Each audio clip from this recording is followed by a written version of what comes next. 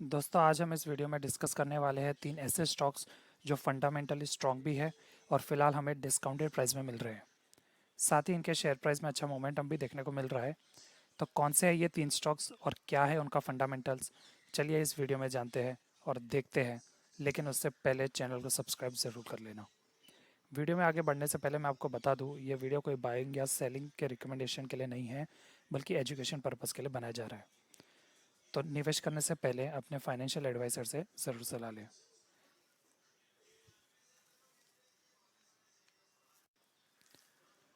तो जो तीन कंपनी में से सबसे पहली कंपनी है वो है एमटा टेक्नोलॉजीज लिमिटेड। अगर कंपनी की बात करें तो 1970 में कंपनी इस्टेब्लिश हुई थी और कंपनी का जो मेजर बिजनेस है वो मैन्युफैक्चरिंग से रिलेटेड है। मशीन इक्विपमेंट्स, असेंबलीज वगैरह और स्पेयर पार्ट्स कंपनी मैन्युफैक्चर करती है energy, nuclear, space, aerospace, defence sectors के लिए। और अगर फ़िलहाल इसकी शेयर प्राइस देखी जाए तो 2027 चल रही है जिस समय ये वीडियो रिकॉर्ड कर रहे हैं। और अगर देखा जाए कंपनी फंडामेंटली काफ़ी स्ट्रॉन्ग है, क्योंकि देख सकते हो आप मार्केट कैपिटलाइजेशन कंपनी का 6235 सीआर्स का है और कंपनी के स्टॉक पीई रेशियो जो है वो 76.1% है। बुक वैल्यू फ़िलहाल 215 है और रिटर्न ऑन इक्विटी 17.9% और आर 22.2% है। अगर हम कंपनी के क्वार्टरली रिजल्ट्स देखें तो फिलहाल तो थोड़े बहुत डाउन चल रहे हैं, क्योंकि आप देखोगे सितंबर 2023 से लेकर दिसंबर 2023 के बीच सेल्स में डिक्लाइन हुई है और प्रॉफिट भी थोड़ा बहुत रिड्यूस हुआ है। लेकिन हम इसे एक अच्छी अपॉर्चुनिटी मान सकते हैं हम जैसे रिटेल इन्वेस्टर्स के लिए। लेकिन अगर हम ओवरऑल प्रॉफिट और लॉस की बात करें पूरे ईयरली टर्म्स के लिए, तो आप देख सकते हो 322 से लेके 573 तक है। यानी कि सेल्स में हमें इंक्रीमेंट देखने को मिला है, साथ ही प्रॉफिट भी बढ़ता हुआ दिख रहा है।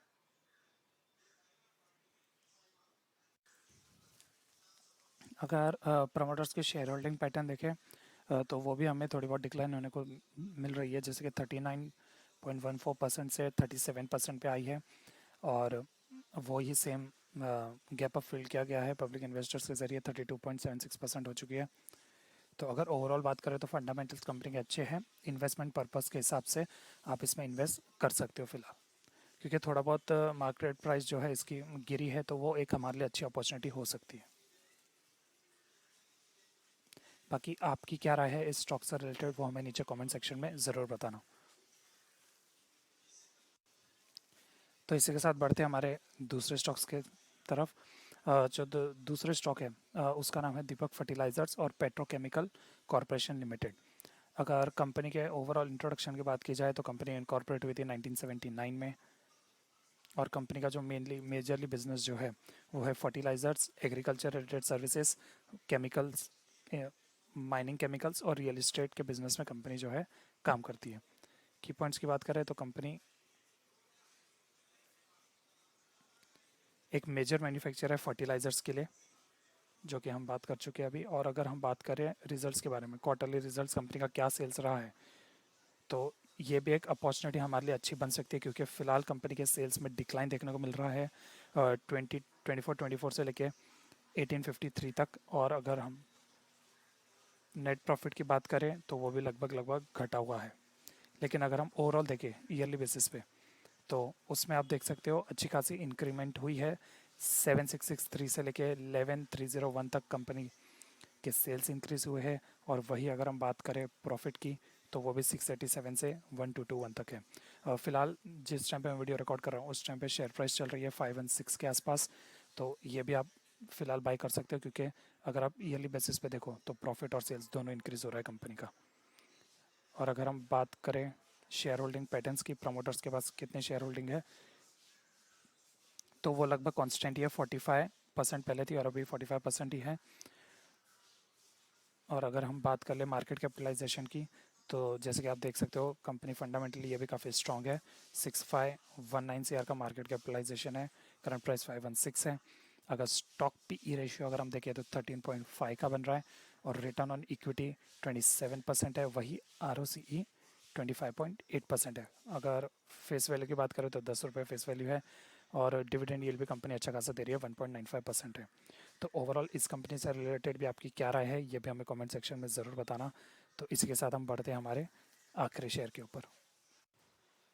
तो जो आज का हमारा तीसरा और आखिरी स्टॉक्स है वो है रामकृष्ण फोर्जिंग लिमिटेड। तो अगर बात की जाए कंपनी के बारे में, तो कंपनी जो है अच्छा खासा बिजनेस कर रही है। मैन्युफैक्चरिंग बिजनेस है कंपनी का। Forge components of automobile, railway wagon, coaches और इंजीनियरिंग पार्ट।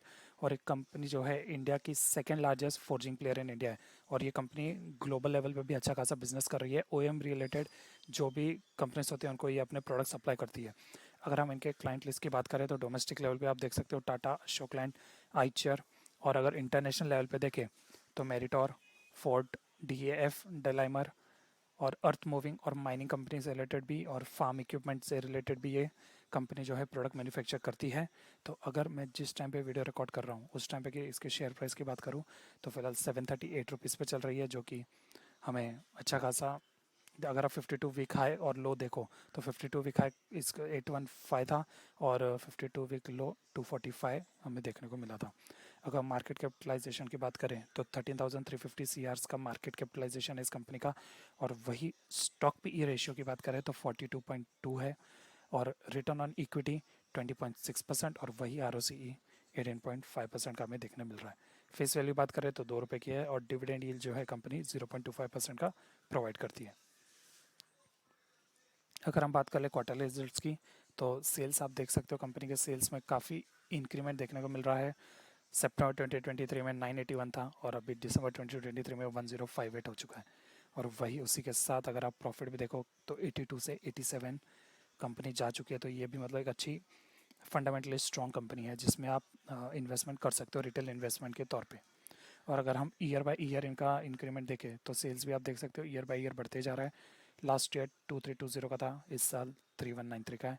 और वही अगर हम प्रॉफिट की बात करें तो 198 से लेकर 248 तक हमें कंपनी फंडामेंटली स्लोली एक तरफा हमें ग्रोथ देखने को मिल रहा है।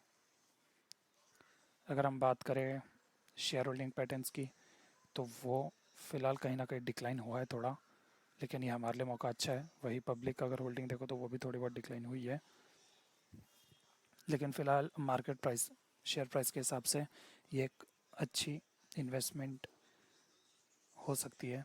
तो नीचे कमेंट सेक्शन में इस कंपनी के बारे में ज़रूर बताना कि क्या है आपकी राय रामकृष्ण फोर्जिंग लिमिटेड के शेयर प्राइस के ऊपर, और इन तीनों स्टॉक में से आपको बेटर स्टॉक कौन सा लगा। अपनी राय नीचे कमेंट सेक्शन में ज़रूर दे सकते हैं। लेकिन अगर आप शेयर मार्केट में नए हो और अभी तक आपने डीमैट अकाउंट नहीं खोला है तो नीचे डिस्क्रिप्शन में लिंक दे दी गई है एंजल वन की, आप उस लिंक के द्वारा भी अपना डीमैट अकाउंट ओपन कर सकते हो ईजिली घर बैठे हुए, वो भी कुछ मिनट्स में। तो चलिए इस वीडियो करते ये पे ख़त्म, मिलते हैं आपसे अगली बार, तब तक के लिए धन्यवाद।